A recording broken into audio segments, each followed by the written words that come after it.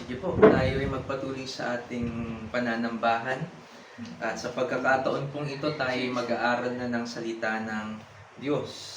At pagpapatuloy po natin ang pinag-aaralan natin mula sa John chapter 1, verses 1 hanggang 5. At nasa third point na po tayo. Third point.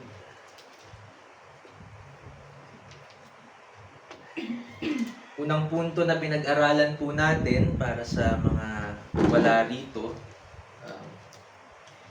nung nagsimula kami ng pag-aaral na ito, ay tiningnan po namin using verses 1 to 2 kung sino ang salita. Dahil dito sa Juan chapter 1 may binabanggit dito ang apostol na Juan na salita. Yun ang inalam namin, yun ang kinilala natin. At nalaman natin na itong salita na ito ay si Jesus. Na-establish din po natin sa pag-aaral natin ito that He is equal with God, the Father, and God, the Holy Spirit. O equal. So, nakita natin sa pag-aaral natin ito that there is one God in three persons. We don't have three gods. At yung nakita rin natin at napag-aralan din natin that these three persons are co-equal, consubstantial, co-eternal, at sila ay Diyos. Okay? But that doesn't mean that there are three gods. There is one God, kagaya ng sinasabi sa Deuteronomy 6:4.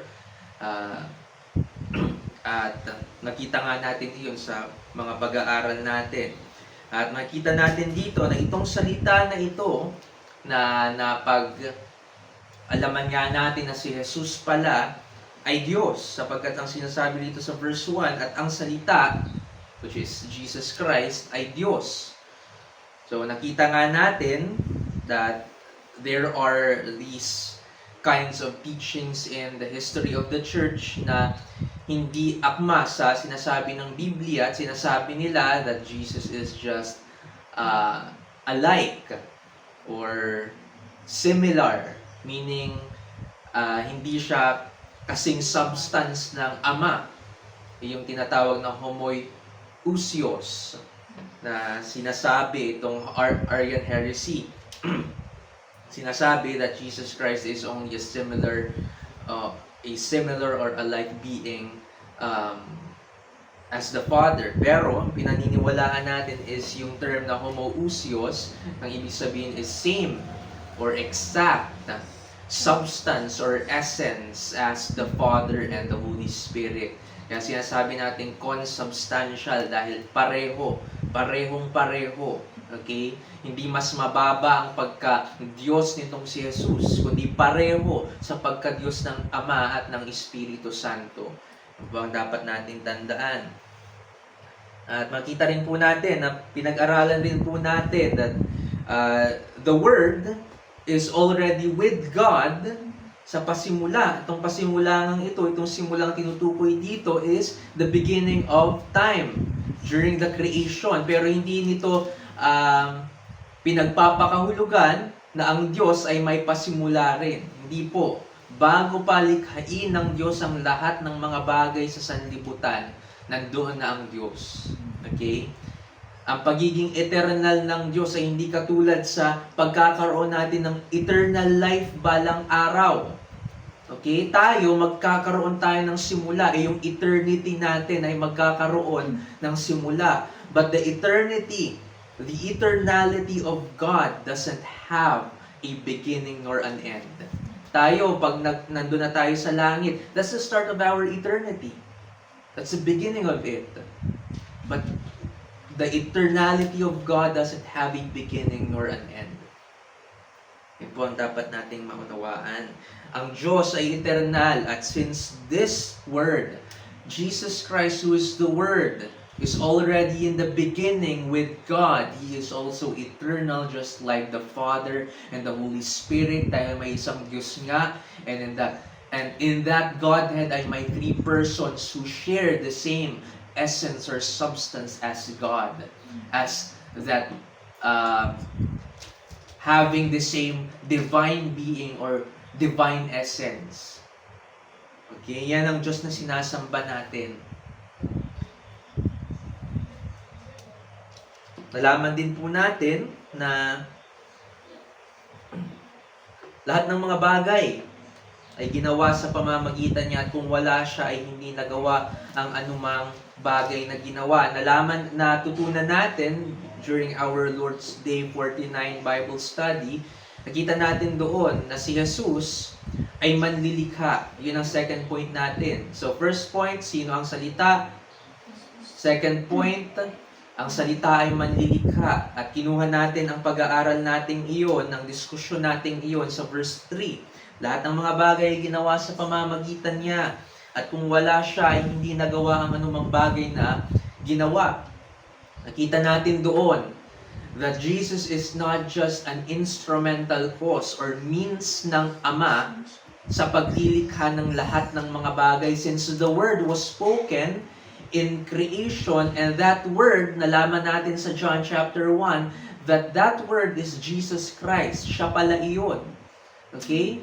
That when God created the world, at makita natin doon that He spoke these things into existence, ang salita pa lang ginamit niya doon ay itong si Jesus, the divine word. But He's not just an instrumental cause na sa pamamagitan ni Jesus ay nalikha ang lahat ng mga bagay. He is the principal efficient cause, just as the Father and the Holy Spirit. Ang ibig sabihin po nito is that He is also creator. He's not just the means for creation. He's not just the means of the Father. When He created this world, He is Himself creator. Siya mismo ay manlilikha. Ang salitang ito ay manlilikha. Sa Kanya nagmula ang lahat ng mga bagay, at sa pamamagitan niya ay nalikha ang lahat ng mga bagay. So that's the second point. Para sa quick review ng ating napag-aralan na. At sa pagkakataon namang ito ay ang ating aaralin ay ang third point natin.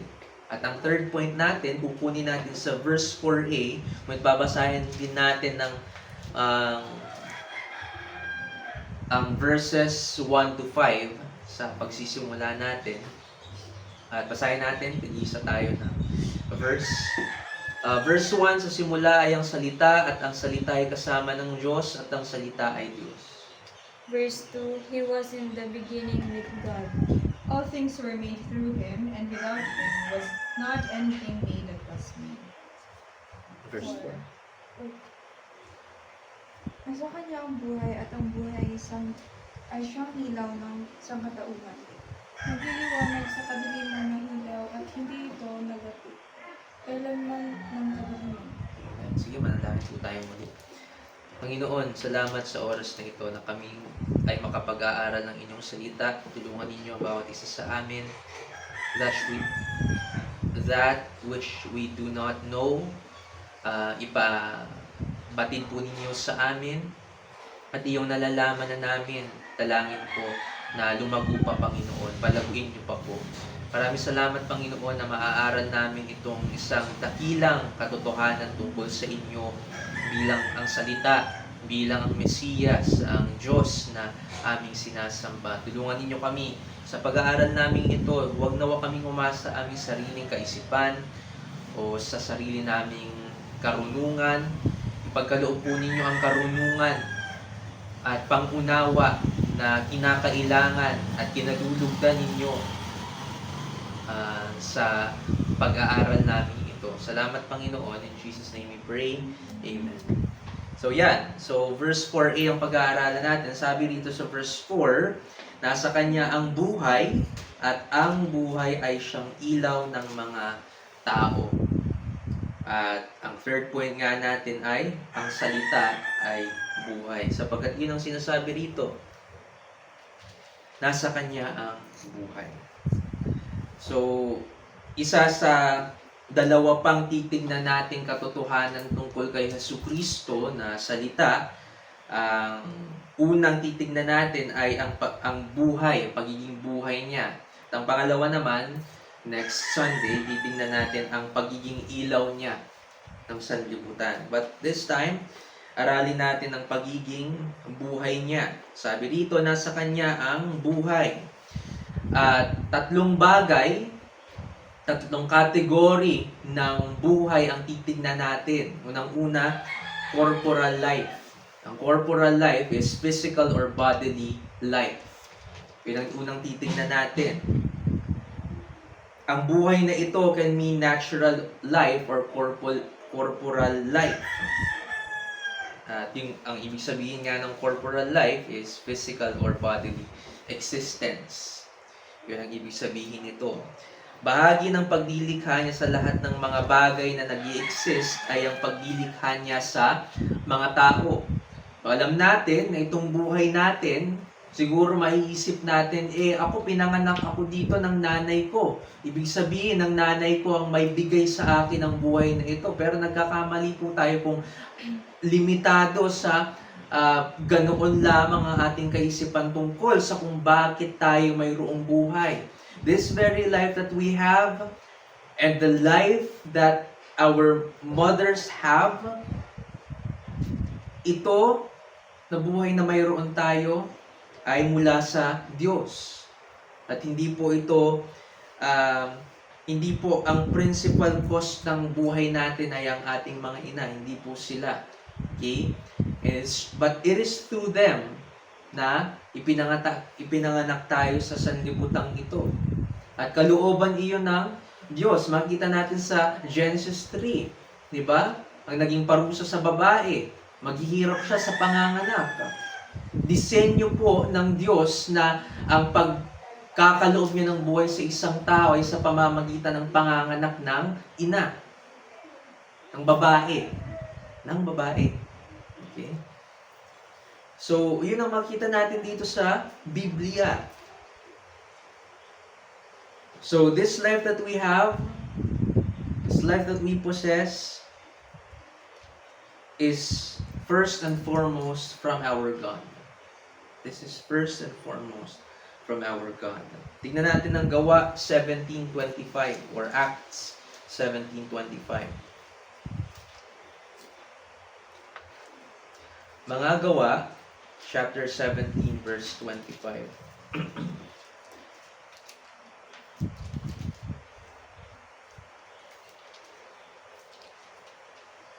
Ako yun natapos. Okay. Magbabasa.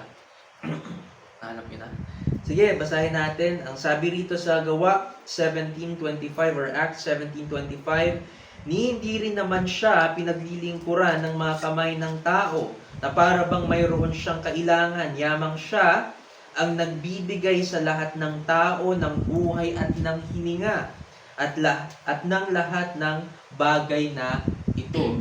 Yan po ang mababasa at malinaw na ipinipresent sa atin ng Biblia. Lahat ng tao, sabi rito ni Pablo, saan galing ang buhay nila at ang hininga? Sa Diyos. Sa Diyos lamang. Kaya wala po tayong ibang maaaring i-credit sa buhay na mayroon tayo kundi ang ating Diyos. This life came from our God. Siya ang nagkaloob nito sa atin. Hindi lamang buhay, kundi ang hininga natin. At ng lahat ng bagay na ito, including these things that we see in this world, lahat ng ito ay galing at nilalang ng Diyos. So, ang tao ay hindi katulad ng bato, halaman, puno o iba pang mga nilikha. Hindi tayo katulad nitong mga iba pang nilikha ng Diyos. Ang mga ito ay walang buhay. They're called inanimate objects. Ang tao ang pinaka-unique at pinaka-espesyal sa lahat ng mga nilikha ng Diyos. Diba? Sa paglilikha pa lang sa atin ng Diyos, makita natin, mababasa natin sa Genesis 1 and 2 kung paano niya tayo nilikha. Nilikha niya ang ibang mga bagay sa pamamagitan ng pagsasalita And then, nagkaroon ng mga bagay na iyon. Pero tayo nilikha sa paraang masasabi natin unique and complex. But not complex with God. Okay? Complex para sa atin kung iisipin natin na nalikha niya ang mga bagay na iyon by speaking them into being. Nilikha niya ang tao by molding us using the dust of the ground at sa paghinga niya sa atin ng hininga ng buhay. Diba? Complex iyon. Hindi natin magagawa iyon, but it's very simple when it comes to God. Ginawa niya iyon perfectly nang walang kahirap-hirap. Ganon siya kamakapangyarihan. Tayo, hirap na hirap tayo sa paggawa ng mga bayan, projects. Sabi ni Jermaine, projects daw. Diba? Mga projects, o kung ano-ano pa man. Diba? Hindi natin agad na nagagawa ang mga bagay na ito. But God made everything in the length of 6 days. Ganon siya kamakapangyarihan. In it, He demonstrates His power and His glory by creating all things in a matter of 6 whole days. Sa 17, nagpahinga siya. So, naiba tayo. Naiba maging ang disenyo ng Diyos sa mga tao kaysa sa hayop. Diba? May buhay tayo, may buhay ang hayop, pero iba ang pagkakalikha niya sa hayop kumpara sa atin. Oo, at may buhay ang mga hayop, ngunit sila'y hindi nilikha sa wangis ng Diyos. That's the first difference. At iyon ay malaking diferensya. Okay? Malaking difference po iyon. Na tayo nilikha sa wangis ng Diyos, sa image ng Diyos. Hindi galing sa hininga ng Diyos ang buhay ng mga hayop. Diba? His design to us is very different from other living beings. Very different. Tayong mga tao, nilikha sa wangis ng Diyos. At tayo ay binigyan ng buhay na nanggaling mismo sa hininga ng Diyos. Hindi niya ginawa yun sa mga hayop.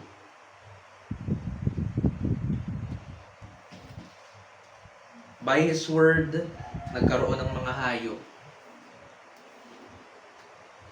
But by His action, nagkaroon ng tao. The first notion of life is true to all that have lived and are living. The first notion of life, itong unang kategory ng buhay na tinitingnan natin, itong corporal life, lahat tayo dito ay mayroon ito. Lahat ng nabuhay in the past, namatay na sila, but they had life. And lahat tayong nabubuhay pa rin at ang mabubuhay, ang mga mabubuhay in the future. They all have this. Lahat tayo ay meron ito. Hanggat sa ang tao ay may hininga, siya ay may buhay. Ang buhay na ito ay walang ibang nagpasimula sa atin kundi siyang naglikha at nagbigay nito. At siya ay ang Diyos. At sinasabi nga rito sa pinag-aaralan natin, 1 chapter 1, verse 4, nasa Kanya ang buhay. Nagmula sa Kanya, nasa Kanya, siya ang may karapatang magbigay nito at bumawi nito. Okay, so the first notion of life, which is corporal or physical or bodily life or bodily existence, sa nagmula sa Diyos.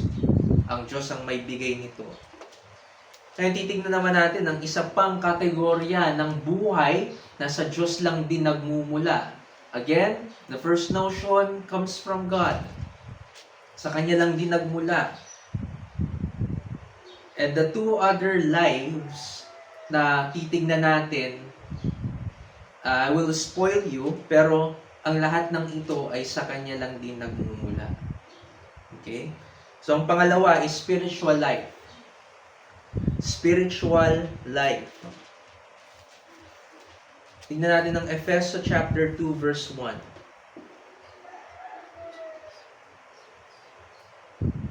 Efeso chapter 2 verse 1. Ibasa po, please. And you were dead in your trespasses and sins. Yun. After the nation. Diba? And you were dead in your trespasses and sins. Sa Tagalog, kayo nooy mga patay sa inyong mga pagsalansang at mga kasalanan. Napag-aralan natin ito November. Tinignan natin at nalaman natin, natutunan natin na ang tinutukoy ni Apostol na Pablo sa pagiging patay na ito is pagiging patay spiritually. Spiritual na kamatayan ang tinutukoy niya rito. Diba? Kasi ang sabi rito, kayo nooy mga patay sa inyong mga pagsalansang at mga kasalanan. Ang unang-unang target ng kasalanan ay ang spirito natin, ang spiritual life natin. Bago ito magkaroon ng maaaring epekto sa ating mga relasyon, bago ito magkaroon ng epekto sa ating pisikal na pangangatawan, ang unang tinatarget na muna nito ay ang ating kaloob-looban, ang spirito natin. At sa nagmumula ang kasalanan, sa puso natin. Dito nagmumula lahat ng actions, lahat ng words na lumalabas from us. Okay? At ang unang naapektuhan nito ay ang spiritual life natin. And we all know that since the Bible tells us so, kayo nooy mga patay sa inyong mga pagsalansang at mga kasalanan. Dito ay makikita natin at dapat nating ma-realize na wala tayo nitong spiritual life na ito. We may have corporal life, yung physical or bodily existence, meron nga tayo. Mga tao sa paligid natin, buhay sila, naglalakad, o ano-anong ginagawa. We aren't sure if they have the spiritual life.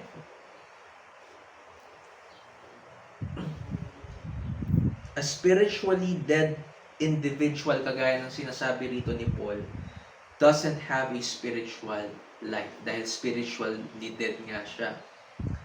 Okay? Walang sino mang ipinanganak na may default setting ng pagkakaroon ng spiritual na buhay at relasyon sa Diyos. Walang sino man sa atin.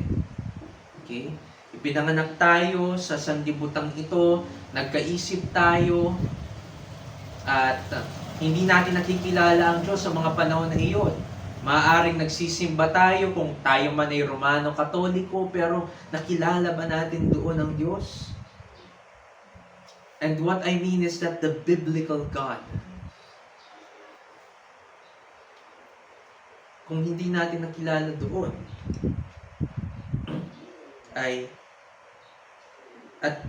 hindi naman talaga natin kilala. Okay? Ang default setting natin is that we don't know God. We don't know God. Okay?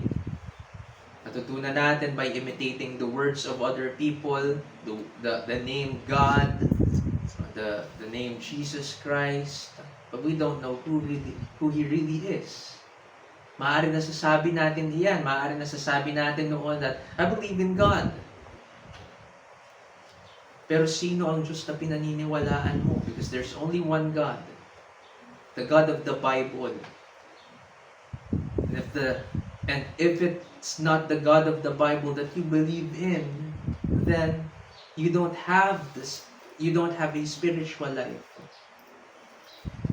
And again, walang sino man sa atin ang nagsimula sa buhay na ito na mayroon ito. It has to be given. It has to be granted. Itong spiritual life na ito.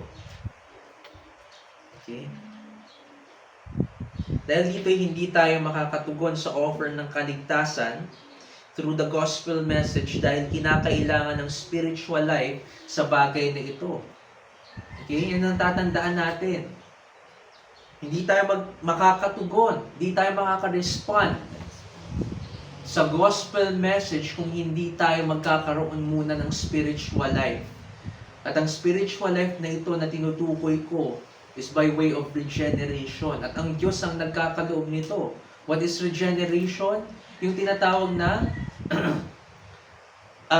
pagiging born again.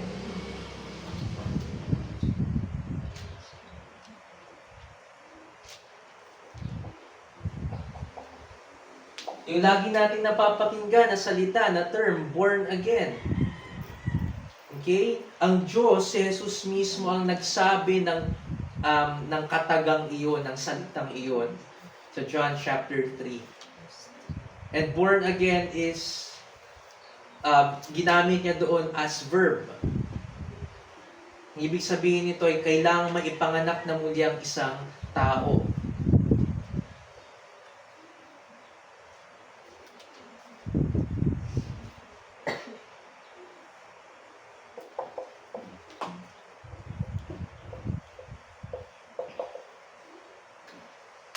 So yan ang sinasabi natin. When we say a person has to be regenerated first, ang sinasabi lamang natin kailangan niyang maipanganak na muli muna. Dahil yan ang sinasabi ni Jesus sa kanyang salita. Malibang ang isang tao ay hindi maipanganak na muli, sabi ni Jesus, hindi niya makikita ang kaharian ng Diyos. Diba? That's how important regeneration is. And who regenerates a person? The Holy Spirit. God, the Holy Spirit. Hindi magkakaroon ng spiritual life ang isang tao kung hindi kumilos ang Diyos sa kanyang buhay. When Adam and Eve sinned, nahiwalay sila sa Diyos. Yung relasyon nila sa Diyos, yung malapit na relasyon nila, yung walang hadlang na relasyon nila sa Diyos, nagkaroon ng hadlang dahil sila ay nagkasala. But at that moment, na sila ay, ang Diyos ay nagkaroon ng conviction sa kanilang mga pagkakasala at hinatdan sila ng kaparusahan nila, at that very moment din, God saved them. God gave them grace. God regenerated them. Pinili ng Diyos, minarapat ng Diyos sa kanyang soberanong kalooban na itong si Adan at si Eva ay magkaroon din ng spiritual life at that moment after they sinned.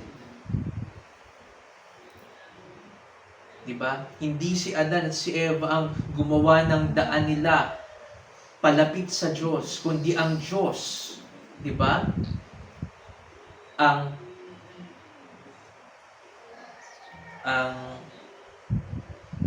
humila sa kanila palapit sa kanyang sarili.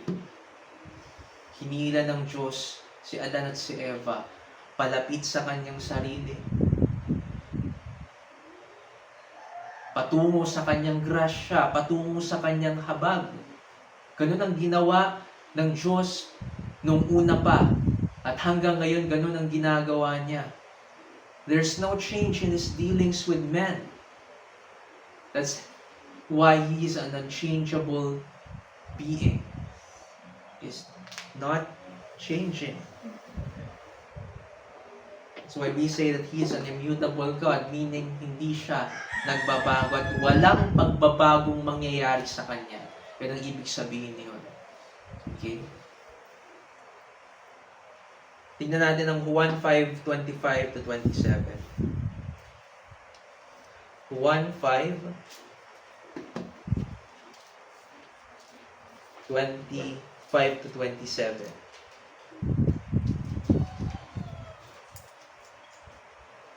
Ikaw na muna, Eunice. Buong. Truly, truly, I say to you, an hour is coming, and is now here, when the dead will hear the voice of the Son of God, and those who will hear will live. For as the Father has life in Himself, so He has granted the Son also to have life in Himself. And He has given Him authority to execute judgment, because He is the Son of Man. Yan, ang salita ng Diyos. So, titignan natin.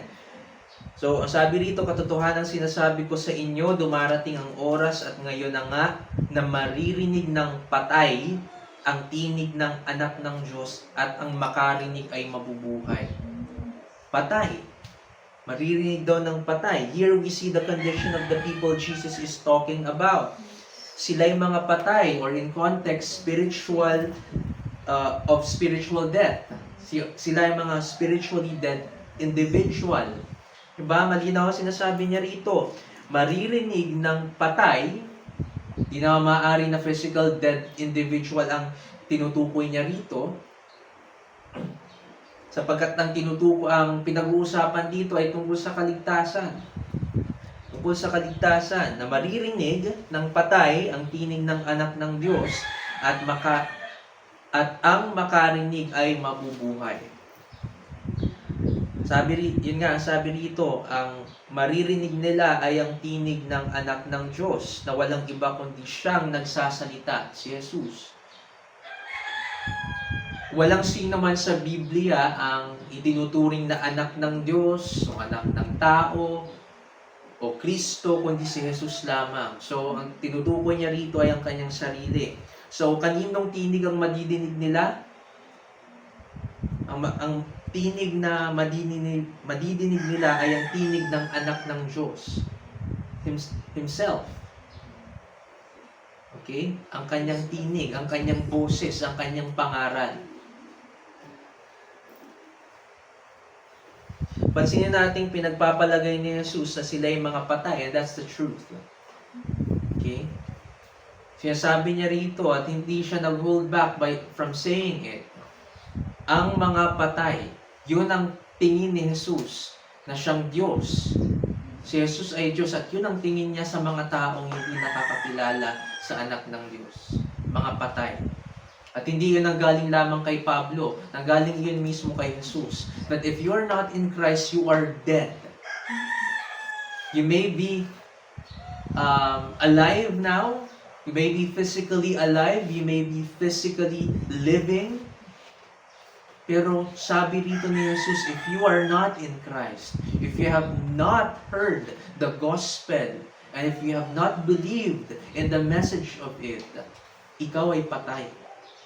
Malinaw po yun dito. It is a trustworthy saying and worthy of acceptance. Kailangan nating paniwalaan. If you are convicted in your sin, and if the Bible says that you are a sinner and you are dead, you must believe that. The Bible will not lie. The Bible is the Word of God.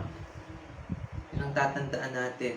And Jesus Himself said this, you are dead. Ngunit, may pag-asa itong mga patay na ito dahil may madidinig silang tinig. Tinig nino ng anak ng Diyos. Hindi sila iniwan sa kanilang pagiging patay spiritually. Diba? Kundi makikita natin dito na mayroong isang tinig na dapat silang pakinggan. At sino mang makarinig nito ay magkakaroon ng spiritual life. Sila'y magkakaroon ng buhay.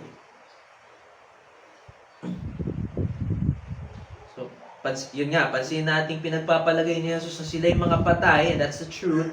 And yet, He is also saying that out of this deadness, mula sa pagiging patay nilang ito, they may live by virtue of hearing. They may live by virtue of hearing. And hearing what? Hearing the voice of the Son of God. Dahil ang sinasabi rito, when they hear the Son of God, in His words, they may live. Ang makarinig ay mabubuhay. So, titingnan natin ang hearing na ito. Kasi baka isipin natin na basta lang ito pakikinig o basta madinig mo lang yung sound, mabubuhay ka na dahil nadinig mo eh. Ako, nadidinig niyo ako. Diba? Nadidinig niyo ako ngayon. You're hearing what I'm saying. Pero may kahulugan itong hearing na ito o pakikinig na ito sa sinasabing sa sinasabi ni Jesus. Ang hearing na ito is not merely reception or sensing of a sound. Okay? Hindi lamang iyon ganon. It's not merely the reception of or sensing of a sound. This is, ang hearing na ito is comprehending or understanding through the sense of hearing and the reception through hearing. Okay, hindi lang basta iyong nadinig mo and you're expecting that, oh, I have spiritual life now. Okay? This kind of hearing involves comprehending, pag-unawa. It involves understanding. Iyon ang pakikinig na tinutukoy rito ni Jesus. Silang makakarinig ay hindi basta lamang makakatanggap ng mensahe using their sense of hearing. Hindi lamang ganun ang sinasabi rito ni Jesus. Bagkus ay makakaunawa, ang tinutukoy niya ritong ang makarinig ay mabubuhay, itong mga makakarinig na ito ay silang makakaunawa ng mensaheng iyon. Yan po ang pinagpapakahulugan dito. Ang makakarinig ng mensahe ng anak ng Diyos ay silang makakaunawa sa mensaheng iyon. Because there are many people in the time of Jesus Christ na nadinig nilang nagsasalita si Jesus, but did they understand what He's saying? Hindi. Marami ang hindi nakaunawa sa mga sinasabi ni Jesus.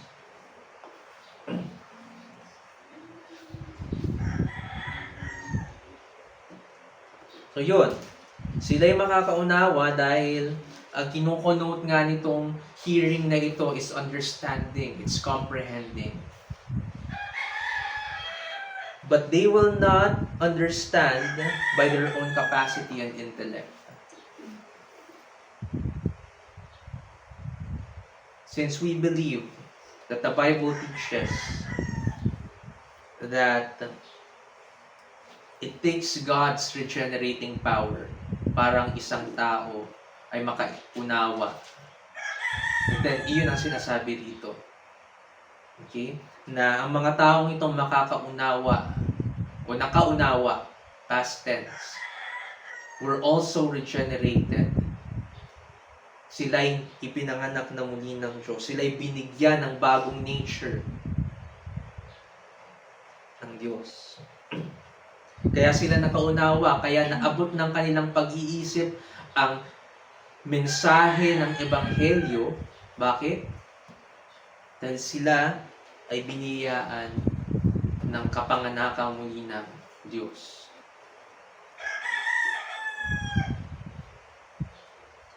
Sa pamamagitan ng Diyos na nagbibigay pangunawa at linaw sa anumang mensaheng espiritual.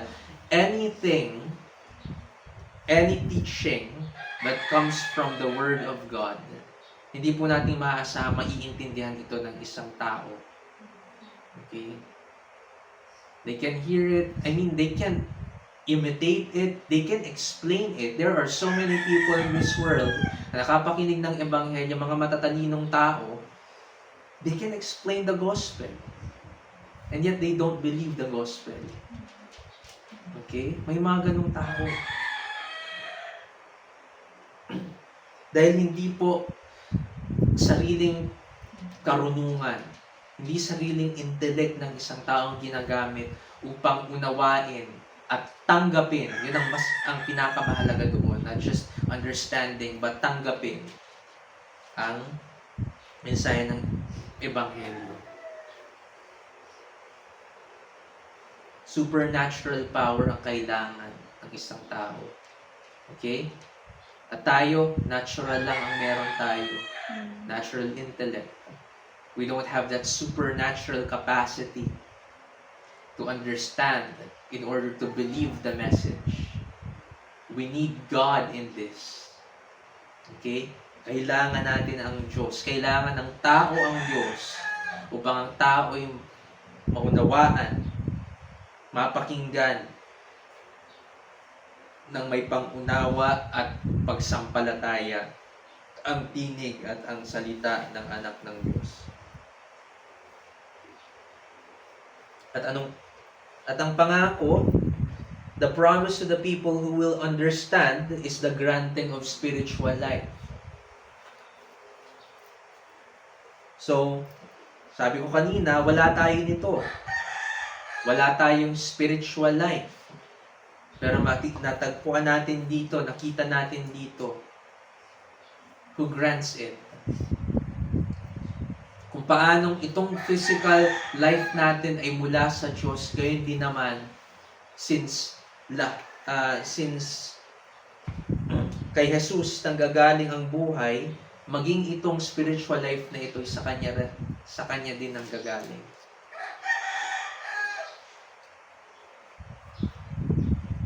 Sabi pa sa verse 26, sapagkat kung paano ang Ama ay may buhay sa kanyang sarili, ay pinagkalooban din niya ang anak na magkaroon ng buhay sa kanyang sarili. Anong ibig sabihin nito?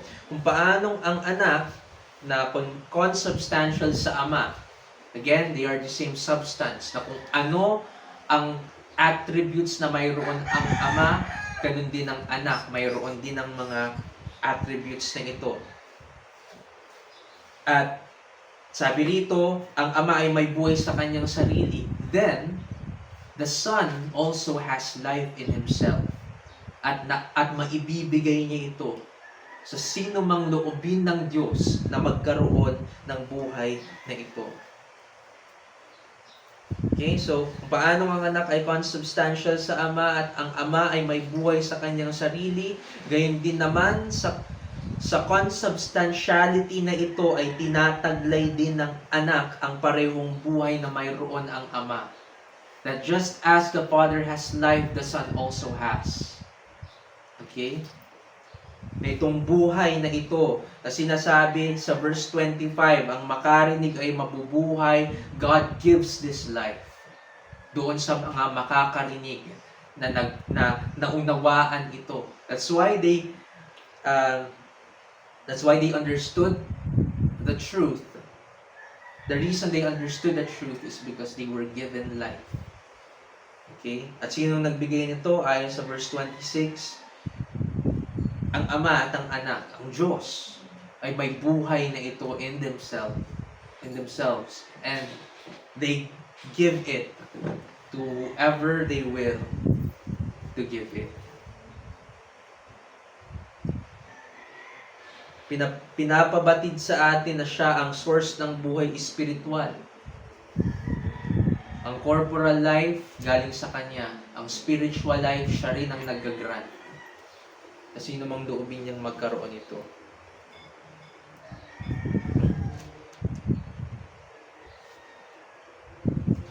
Pinapabatid sa atin na siya ang source ng buhay espiritual na ibinibigay niya sa sino mang nakapakinig ng mensahe at dinudulutan niya ito ng biyaya ng pananampalataya at kaligtasan. Yun ang kung ang isang tao man ay ipanganak na muli ng Diyos, siya ay magkakaroon ng spiritual life na ito. And then it causes him or her to understand and believe the truth and to be saved. This is what the giving of spiritual life is. Anyone who has been given this life is saved. Sino man ang pagkalooban ng spiritual na buhay na ito ay naligtas. Walang sino man ang mayroong spiritual na buhay, ngunit patay pa rin sa harapan ng Diyos. Maaaring ang mga tao, di ba, may mga religion na kiniklaim nila that they are spiritual. Meron ng mga iba na nagsasabi, I'm not religious, I'm just spiritual. May mga ganun. Di yun, we don't fall into that pit anymore. Ako dati ganun ako eh. Diba? Pero hindi po.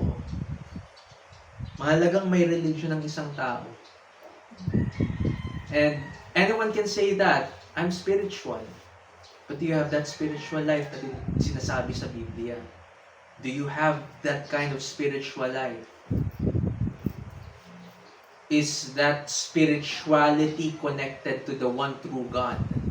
Or is your spirituality just a spirituality na connected sa mga Diyusan? Diba? Buddhism, Hinduism, Taoism, yung mga yan. Puro spiritualizing ng kanilang relihiyon. Diba? They believe that they are connected to a higher power, a higher being. But they're not. And even if they claim that they have spiritual life in themselves, ay wala sila nito. And they are deceived by their religion. Because the only one who can give a true living spiritual life ay ang Diyos na nasa Biblia. The giver of corporal life is God, is the God of the Bible. The giver of spiritual life is the God of the Bible at walang iba. Siya lang ang maaasahan natin sa bagay na ito. And anyone who has been given the spiritual life, what I mean is the spiritual life na pinagkakaloob ng Diyos. Anyone who has been given this spiritual life is saved. Dahil hindi tayo bibiguin ng Diyos. Na kung siya'y nangako ng buhay spiritual at ibinigay niya ito sa atin, ibibigay niya rin ng kaligtasan sa atin because that's the source, the new life. Okay, the new life, that spiritual life ay nagkukos nga sa tao to believe in the message of the gospel. Okay, that's how significant this life is. Na sinong nagbibigay? Si Jesus, ang Diyos. Dahil sa pinag-aaralan natin, again, it says here, nasa sa Kanya ang buhay. At doon sa 1:14:6, sabi niya doon, I am the way, the truth, and the life. No one can come to the Father except through me.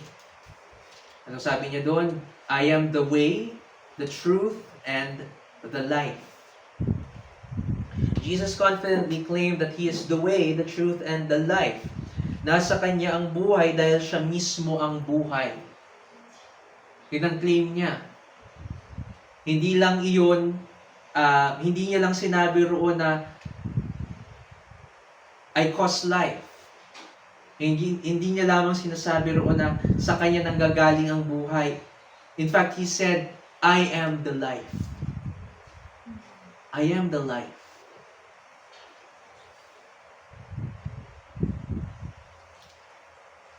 Nasa Kanya ang buhay at ipinagkakaloob niya ito sa atin dahil Siya mismo ang buhay. And He claimed that. Walang ibang nagbibigay ng corporal life, ang Diyos lamang. Gayun din naman, ang Diyos lang din ang nagbibigay ng kapanganakang muli or yung regeneration ng pagiging born again. Na nagdudulot ng panibagong buhay sa isang tao upang paniwalaan ang katotohanan. And this also, itong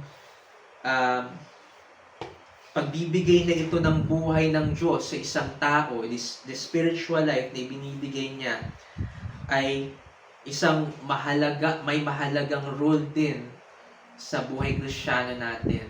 Because we cannot be sanctified without this. Okay? Again, kung ang isang tayo walang spiritual life, hindi siya magkakaroon ng new life. Hindi siya magkakaroon ng kaligtasan. At ang isang tao walang kaligtasan, hindi rin naman yan makakapagbago. Hindi yan magiging banal.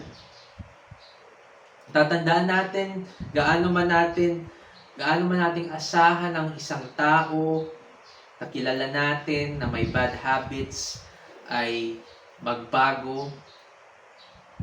Hindi sila makakapagbago in a way that's pleasing to God. Okay?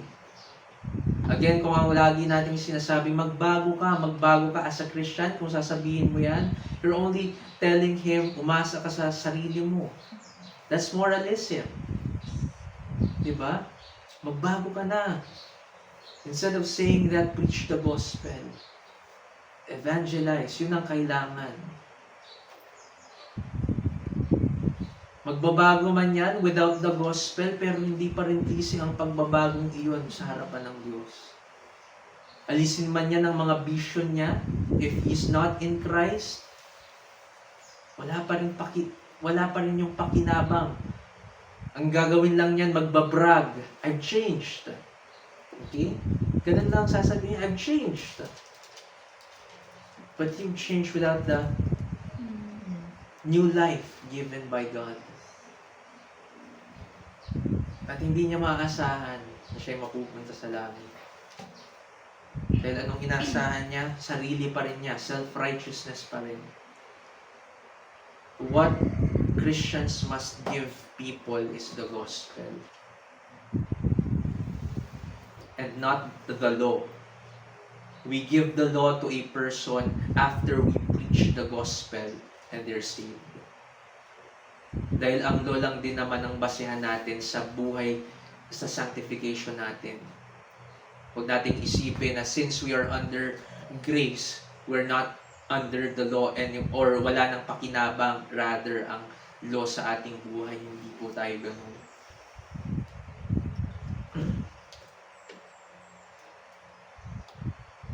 So, yun, corporal life and then spiritual life. And the third one is sa kanya nagmumula ang corporal life, sa kanya nagmumula ang spiritual life. And when a person gets this spiritual life, ang pangako sa mga taong pinagkalooban niya nito is eternal life. And even that comes from God. Eternal life. So, doon din nga sa 1:14:6, I am the way, the truth, and the life. Ang pagiging buhay na ito ni Jesus ay extended sa pagiging source niya ng buhay na walang hanggan. So, walang ibang nagkakaloob ng buhay na walang hanggan. When we say buhay na walang hanggan, it is eternity in heaven with God. Okay? Yun ang lagi natin mapapakinggan. That when someone dies and we hear these people, nasa langit na siya, ganyan. Diba? Yun ang hope nila. Diba? At wala namang sino man sa atin nang gugustuhin na mapunta tayo sa impyerno. Ganyan. Diba? Saan naman ganon? But then, we have to get our answer sa Biblia sa katanungan kung paano tayo mapupunta sa langit. Again, ang eternal life o ang buhay na walang hanggan ay buhay sa langit. Buhay sa piling ng Diyos. Siya ang daan ng kaligtasan. Sabi niya doon, I am the way. What he meant by that is, siya ang daan ng kaligtasan. Walang iba. Not our goodness, not anything that we do. Okay? Siya lamang ang daan ng kaligtasan. Sabi pa niya doon, I am the truth. Ibig sabihin, siya lamang nagdadala ng mensahe ng katotohanan. But when we look at Jesus Christ, we are looking at the truth. That's what we're looking at. That's what's before us. The truth. At sabi pa niya, He is the life. Ibig sabihin, siya lamang nagbibigay ng buhay na walang hanggan. Okay? Tignan natin ang Juan 11:25-27. Juan 11:25-27. Ikaw na, Kate. 25-27.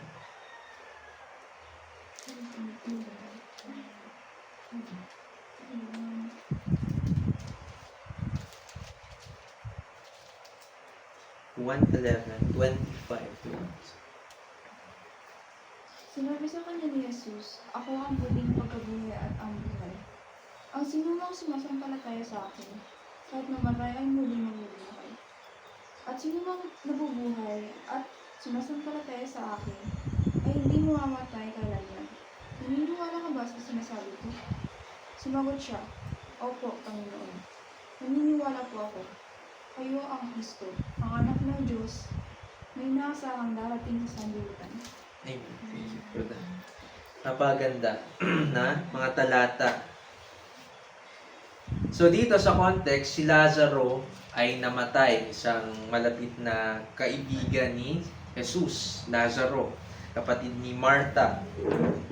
At dito makikita natin sa verse 25, sinabi sa kanya ni Jesus, "Ako ang muling pagkabuhay at ang buhay. Ang sumasampalataya sa akin, bagamat siya'y mamatay, ay mabubuhay." Ayun, sa tinitingnan nating talata, sa konteksto nga nito, si Lazaro ay namatay. Ngunit dito, sa mga salita ni Jesus, sinigurado niya na bubuhayin muli si Lazaro. Bubuhayin muli si Lazaro. In context, ang muling pagkabuhay na nangyari pa rito kay Lazaro ay muling pagkabuhay sa physical na katauhan. Ibig sabihin, patay na talaga si Lazaro, ngunit mahimalang binuhay ni Jesus si Lazaro. Okay? Mahimalang binuhay ni Jesus si Lazaro. Wala pa tayong nakitang ganun. And I think in this lifetime, wala tayong makikitang ganoon. Because in that action of Jesus Christ, He's only displaying His power. And He is also connecting this to His power to give eternal life. Dahil sinasabi niya rito, siya ang muling pagkabuhay. Now, di porket binuhay muli rito si Lazaro, gano'n na ang asahan natin. I mean, binuhay siya physically. Baka gano'n ang asahan natin. Hindi. Again, He's displaying His power here. And this is in connection to another resurrecting power na meron siya. At iyon ang titingnan natin sa point natin ito. Again, eternal life. Sa pangyayaring ito, yun nga, ay dinidemonstrate na ni Jesus ang resurrecting power niya to eternity via raising a physically dead individual. Yun ang ginagawa niya dito. So by raising Lazarus, pinapakita niya lamang that He is capable of doing more than this. He is capable of raising us for all eternity. Ang tatandaan natin, so, yun. Encounters in the Gospels where He raised physically dead people to physical life is proof of His resurrecting power. Diba? May isang bata rin dito na namatay, na binuhay na muli ni Jesus. Again, He's not saying that, I guarantee you, kapag mamatay ka physically, bubuhayin kitang muli physically. Ang pinapakita lamang niya dito is His capability, His capacity to do something more than raising a physically dead person to physical life. Natatandaan natin na mas mahalaga kaysa sa buhay natin dito is eternal life. Is where we go when we die. Okay? Where do we go when we die? Gayong si Lazaro ay binuhay na muli. Itong tatandaan natin, binuhay siya muli physically. Namatay lang din naman siya years later. Okay? Dahil iyong muling pagkabuhay niya is physical resurrection. Hindi naman iyong resurrection to eternal life. Yun ang nangyari sa kanya. So, hindi ibig sabihin na binuhay siyang muli dito sa lupa ni Jesus, nanatili siya rito o nananatili pa rin siya hanggang ngayon. Kasi ang pangako sa kanya, muli siyang bubuhayin at si Jesus ay muling pagkabuhay. But again, ang meaning dito ni Jesus sa ako ang muling pagkabuhay is iyong pagbibigay niya ng muling pagkabuhay to eternity. Not in this life. Not in this life. Not in this world. But in His kingdom. Yun ang tinutukoy niya ritong muling pagkabuhay. Okay? But again, He used this as instrument. Itong pagbuhay niya kay Lazaro to show His resurrecting power.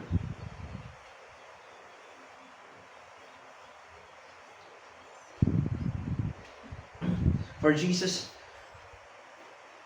Yun. For Jesus doesn't first and foremost meant of physical temporary resurrection dito sa verse 25. Baka yun ang iniisip natin. Okay? That's not what he meant by this. Ako ang muling pagkabuhay at ang buhay. Ang sumasampalataya sa akin, bagamat siya'y mamatay, ay mabubuhay. Okay? It doesn't mean to say of physical temporary resurrection. In fact, bilang lang din naman ang record sa Gospels kung saan binuhay na muli ni Jesus the physical life ang isang physically dead individual. Bilang lang. And again, yung natatandaan ko lang din ay itong yung sa isang bata, I think that's tama, isang bata tapos itong kay Lazaro. Maybe wrong, baka may iba pa. Pero there's at least two na muling pagkabuhay na mula sa physical death to physical life. Okay? Jesus' resurrecting power is not first meant to that kind of resurrection, to physical na resurrection, but to a more powerful and glorious one. Okay? Para doon sa more powerful and glorious one na resurrection, itong kapangyarihan niya sa muling pagbuhay ng isang taong namatay. And it goes beyond our ability to comprehend because His power as a life giver is up to the extent of eternal life giving. Okay, ulitin ko, it goes beyond our ability to comprehend because His power as a life giver, siya na pinagmumula ng buhay, is up to the extent of eternal life giving. Hindi lamang corporal life ang maaari niyang maibigay, hindi lamang spiritual life ang maaari niyang ikos sa bawat isa sa atin, but even this kind of life. What's that? Eternal life. He is the giver of that life. Those who believe in Him, sabi niya sa verse 26, will never die. Diba? But Lazarus died again. Physically. Diba? Pero ang pangako dito ni Jesus, those who believe in Him will never die. Again, there's no death in eternal life. That's why it's called eternal. Kaya naman kapag nandun na tayo sa Kanyang kaharian, wala nang kamatayan pa para sa atin. We have died from this sin-stained life. And we have been resurrected, not transported, but resurrected to eternal life without sin. Without sin. Baka nga sabi ni Lazaro dito ano ba yan? Nasa langit na ako binuhay pa ako ni Jesus. Diba? Kasi binuhay pa siya Nandun na siya, nasa glory. Malapit na siya sa glory. Pero hindi natin alam kung ano nangyari. Diba? Nasa glory na ako, Lord. Ito pa ako binuhay. So, yun. But still, anyone, maging itong si Lazaro, again, ang promise sa atin ng Diyos, kapag iniligtas niya tayo, hindi na tayo mawawala. Okay? Yan ang pangako ng Diyos sa bawat isa sa atin. Yes, we still sin, pero hindi na niya tayo bibitawan. Ganun ang pangako niya. Okay?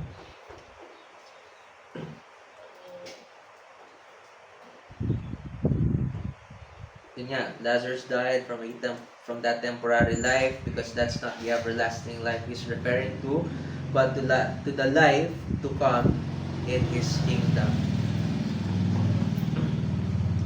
At buksan rin natin sa unang Korinto. Unang Korinto chapter 15, verses 13 to 19.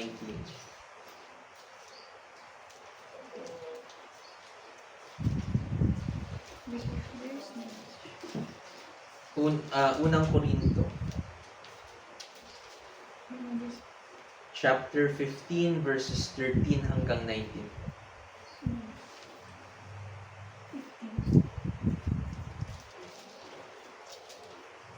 Verse 13. Verse 13. Kung totoo iyan, nilitaw na hindi muling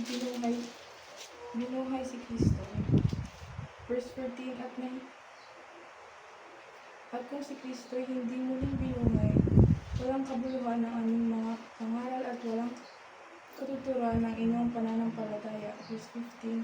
Kung ganoon, lilitaw na kami mga sinungaling na saksi ng Diyos dahil pinatotohanan namin na muling binuhay ng Diyos si Kristo, ngunit hindi naman pala kung talagang walang muling pagkabuhay ng mga patay. 99. Ay, hanggang 90. 16. Verse 16. Kung hindi muling binubuhay ng mga patay, hindi rin muling binuhay si Kristo.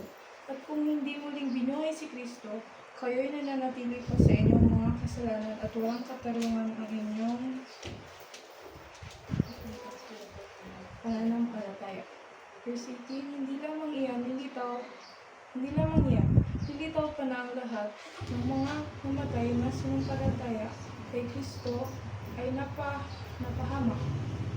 Kung ang pag-asa natin kay Kristo ay para lamang sa buhay na ito, tayo na ang pinakakawawa sa lahat ng tao. Thank you. Yun, so yan ang sinasabi rito ni Pablo. At dito sa unang Korinto chapter 15, makita natin dito ang tungkol sa pangangaral niya sa muling pagkabuhay o sa muling pagkabuhay ni Jesus at muling pagkabuhay natin mula sa kamatayan. Again, bakit ito tinuturo rito ni Pablo sa mga taga-Korinto? Because there are people here that may be doubtful sa muling pagkabuhay. Pero dito sa unang Korinto chapter 15 ay yun ang pinapangaral niya.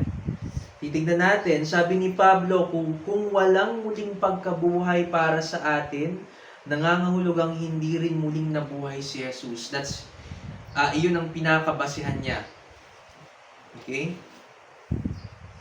Ayun, ang dahilan kung bakit may inaasahan tayong muling pagkabuhay, at ang muling pagkabuhay na ito ay ang pagtungo natin sa kanyang kaharian. Ang dahilan kung bakit may ganito tayong pag-asa ay dahil naniniwala tayong si Jesus ay muli ring nabuhay. Okay? Naniniwala tayo sa katuroang iyan. He was raised from the dead.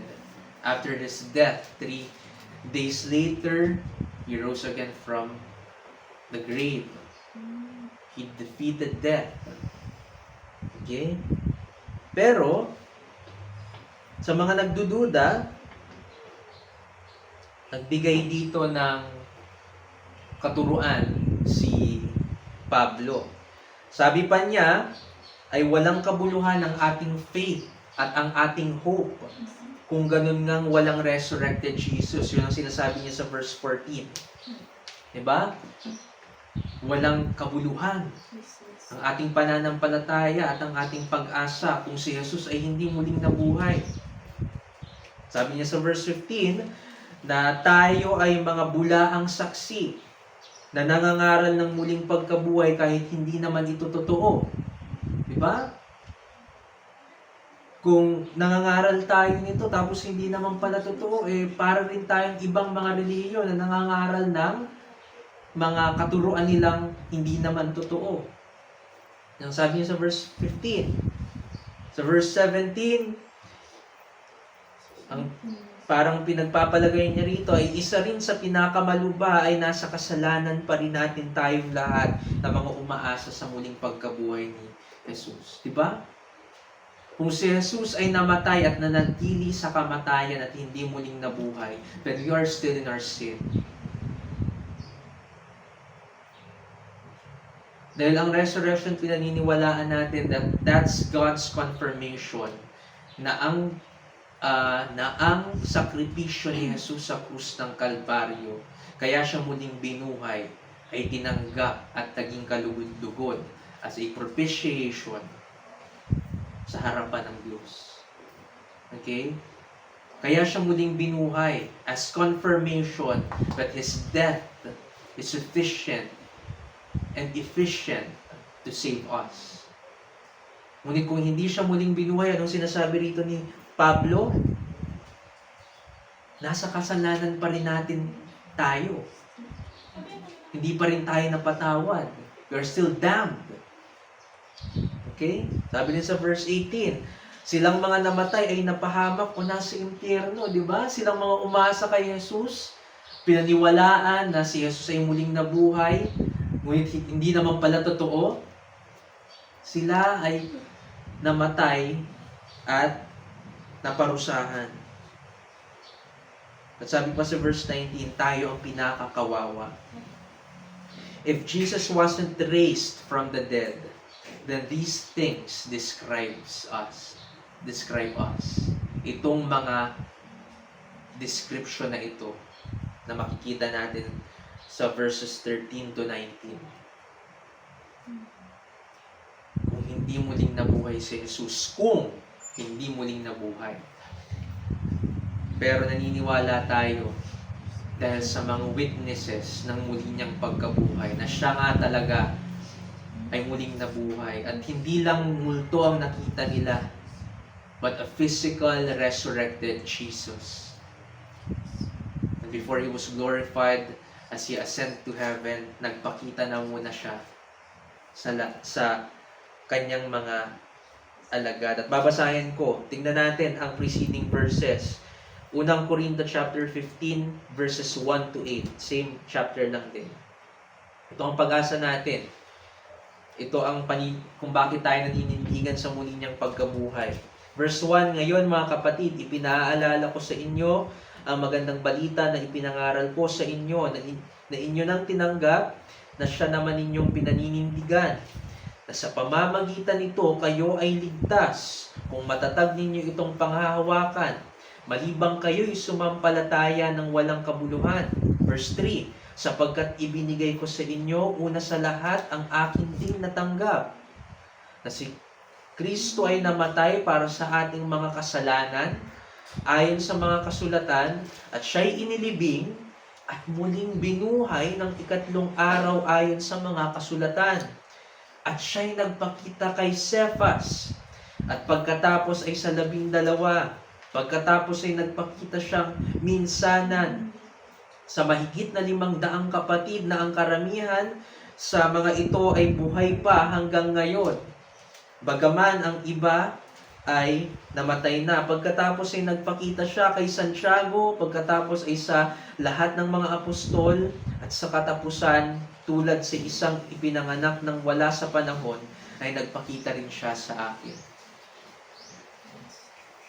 Bakit natin pinaniniwalaan ang muling pagkabuhay ni Jesus? Because there are witnesses.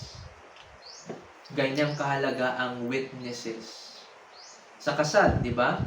Para maikasal ang isang individual, kailangan ng may mag-a-attend doon as witnesses na itong dalawang taong ito ay kinakasal, ay nag-iisang dibdib. That's how important a witness is. But here we see Peter. That's just one. The 12 apostles na natin. Verse 5, di ba? Cephas, nagpakita siya kay Cephas. Si Pedro yan. At pagkatapos ay sa 12. That's 13. Sabi nga, 2 or 3 witnesses lang eh. But here, we see a whole lot. 13 na yan. Bakit 12? Ay, hindi. 12 naman talaga. Kasali na dun si Peter. The 12th one is Matthias. Okay, hindi si Judas kasi wala na si Judas this time. Sabi pa rito, verse 6, mahigit na 500 kapatid, 500 plus na mananampalataya. Nagpakita pa siya, verse 7, kay Santiago at pagkatapos sa lahat ng mga apostol. Not just the 12 apostles, but iyong mga tinawag rin sa pagka-apostol. At verse 8, tulad sa isang ipinanganak ng wala sa panahon dahil si Paul ay pupunta sana sa Damasco para i-persecute ang church doon ni Jesus, ang mga mananampalataya doon ni Jesus. Kaya niya nasabing para siyang pinakitaan ni Jesus nang wala sa panahon ay dahil sa, yun nga ang plano niya. But then nagpakita sa kanya si Jesus to commission him. to save him and to commission him para maging apostle to the Gentiles. Diba? So, ganun karami ang witnesses ng muling pagkabuhay ni Jesus. At ganun kahalaga iyon. So we are not such hopeless people na umaasa sa wala, na pinakakawawa. Hindi tayo ganoon. Okay? Siya'y muling nabuhay. He showed himself to the 12, Matthias included, to more than 500 men, to all the apostles, and also to Paul after Jesus' ascension. And Paul realized this, that Paul saw the glorified Jesus. Because he already ascended that time nung nagpakita sa kanya si Jesus. Diba? It's like he saw another transfiguration. Diba? Na nakita ni Juan, ni Peter, dun sa mountain kung saan sila pumunta, and Jesus transfigured with Moses and Elijah. Parang ganoon ang nakita ni Paul, that he saw the divine, not just the man who is Christ, but the divine Jesus. Dahil ganun ang nakita ng kanyang mga alagad doon sa Mount of Transfiguration. They saw Jesus, the divine one. Kaya tayo justified at forgiven at saved dahil si Jesus ay muling nabuhay. At ito ang patunay na ang kanyang kamatayan ay effective at efficient para sa ating kaligtasan. Yan ang tatandaan natin. Kaya maaasahan natin that we are justified, saved, forgiven, and we are being sanctified now, and we will be glorified one day, is because Jesus himself was resurrected. Siya'y muling nabuhay. Kaya matibay ang hope natin. At ako nang magbabasa, 42 to 45, same chapter. Sabi rito, gayon din naman ang muling pagkabuhay ng mga patay. Itinanim na may pagkasira, binubuhay na muli na walang pagkasira. That's what resurrection is all about. Ito ay itinatanim na walang dangal. Ito ay binubuhay na may kaluwalhatian. Itinatanim na may kahinaan, muling binubuhay na may kapangyarihan. Ito ay itinatanim na katawang laman, at ito ay binubuhay na katawang espiritual. Kung may katawang makalupa ay mayroon ding espiritual. Kaya't nasusulat, ang unang taong si Adan ay naging buhay na nilalang. Ang huling Adan ay naging espiritong nagbibigay buhay. So he resurrected so that he may give us the same resurrection he had unto glory in his kingdom. Yun ang dahilan nun. He resurrected so that he may give us the same resurrection he had unto glory in his kingdom. Wala nang pagkasira in that resurrected body. May kaluwalhatian na in that resurrected body. May kapangyarihan na in that resurrected body.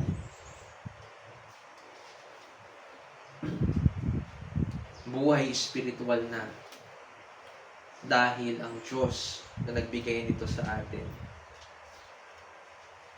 The last Adam, Jesus, became a life-giving spirit. The efficiency of the spiritual life God bestows on His people through Christ promises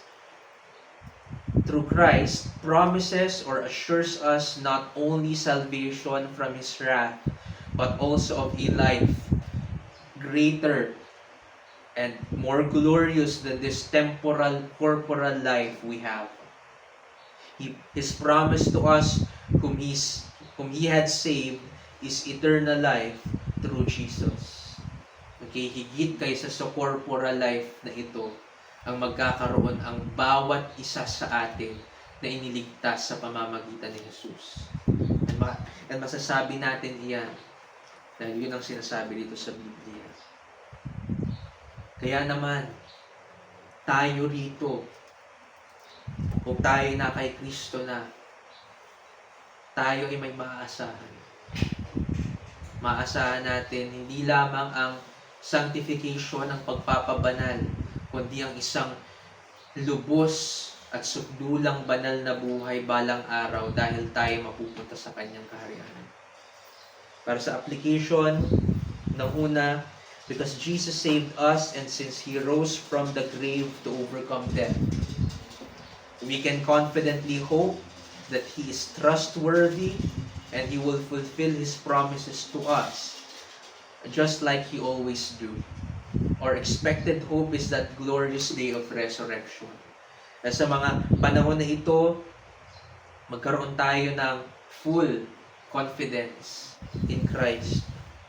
Dahil alam natin na kung paano ang mga pangako niya na nangyari na sa atin noong una ay nangyari at ikinagalak natin, nasisiguro po natin. But even this promise of a resurrected life, a physical body, ang tatandaan po natin is that in resurrection, there will be two resurrections. Resurrection unto life, resurrection unto eternal conscious life, and resurrection unto eternal conscious torment. Yan ang po ang tatandaan natin. Those are two. Saan po tayo patungo? If we are in Christ, we are papunta tayo sa resurrection unto eternal conscious, nakakaramdam, eternal conscious glory. But if we are not in Christ, ang ating maaasahan is resurrection unto eternal conscious torment. Conscious. Kung paano nakakaramdam tayo rito ngayon ng ano ba, pag tinapik kita, mararamdaman mo yan, ganun tayo sa langit. Eternal conscious glory. Makakaramdam ka ng kaparusahan sa impyerno if you are there because you are in an eternal conscious state of torment. And that's eternal. Again, and when we say eternal, walang hangganan. And if you are not in Christ, you will be there one day. But if you are in Christ, your hope is always Christ. And your hope is that glorified, resurrected body na pangako sa atin. Because of whom? Because of Christ. He's the giver of all of life that we have. Okay? He's the giver of all of the life that we have. Pangalawa, live in the newness of life if you're in Christ Jesus. Kung ikaw maniligtas, live in the newness of life. Mamuhay ka sa panibagong buhay na ipinagkaloob sa iyo ng Diyos. At hindi na sa dating ikaw na wala pa kay Kristo. Huwag tayong mamuhay ng patuloy na nagkakasala. Okay? As Christians, we must live in the newness of life. Dahil yun ang kalooban niya sa atin. And pangatlo, if you haven't put your faith in Christ, you only possess corporal or bodily life at best. Yun lamang ang meron ka kung wala ka pa kay Kristo. You only possess bodily life at best and nothing else. You don't have spiritual life and eternal life kung wala ka kay Kristo. If you are still of this kind, put away your self-trust and trust the one whom the Father deigned salvation to come from. That is Jesus Christ. Siya ang asahan mo. Dahil siya lamang ang niloob ng Ama kung paano padadaanin niya ang kaligtasan para sa ating mga tao. Manalangin tayo. Panginoon, salamat na kami ay natututo mula sa inyong mga salita sa araw na ito. Dalangin namin, Panginoon, patuloy ninyong pagsama sa amin. Makita nawa namin ang inyong katotohanan ng patuloy and nawa ay mag-manifest sa mga reflection ng mga kapatid kung ito ang katotohanan natutunan namin mula sa inyong mga salita. Salamat aming Diyos. Ito po ang aming samot dalangin sa pangalan ni Jesus. Amen.